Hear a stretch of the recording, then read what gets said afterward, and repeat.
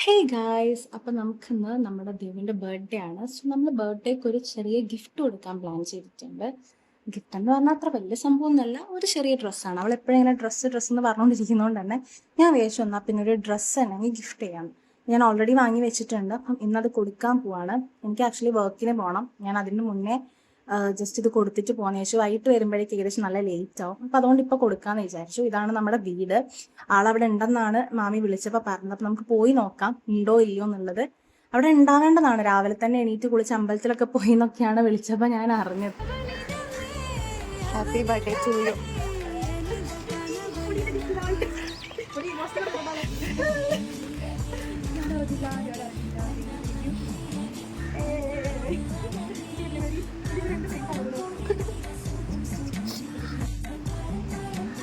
അപ്പം എങ്ങനെയുണ്ട് ഗിഫ്റ്റ്സ് പറയൂ. ഇഷ്ടപ്പെട്ടു, ഭയങ്കര ഇഷ്ടം.